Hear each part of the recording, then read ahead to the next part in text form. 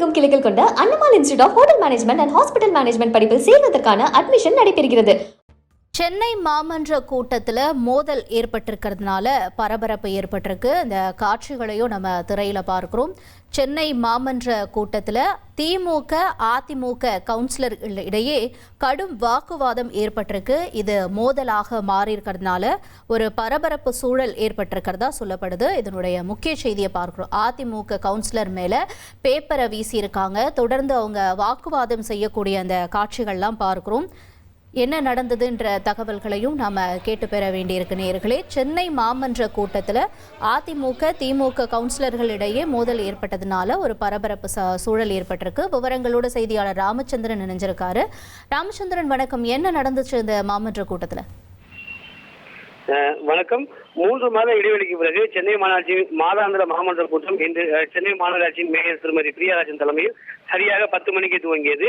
இந்த கூட்டத்தில் நேரமல்ல நேரத்தில் அதிமுக கவுன்சிலர் KPK சதீஷ் பேசும்போது, அவர் 182வது வார்டு கவுன்சிலராக உள்ளார்.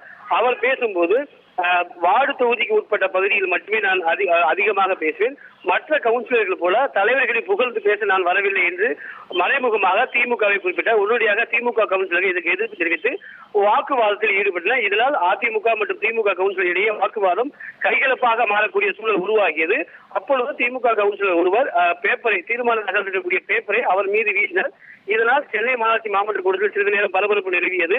உடனடியாக சென்னை மாநகராட்சி மேயர் திருமதி பிரியாராஜன் இருவரையும் சமாதானப்படுத்தி அமரும்படி கேட்டுக்கொண்டார். அதன்படி தற்பொழுது மற்ற உறுப்பினர்கள் இந்த நேரமல்ல நேரத்தில் பேசி வருகிறார்கள்.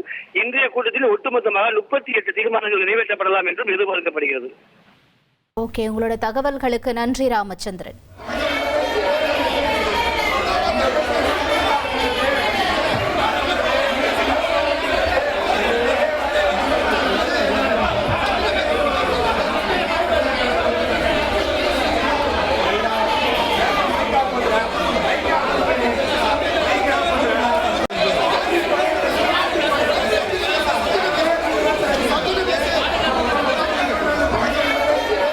தமிழகமெங்கும் கிளைகள் கொண்ட Annamal institute of hotel management and hospital management படிப்பில் சேர்வதற்கான அட்மிஷன் நடைபெறுகிறது.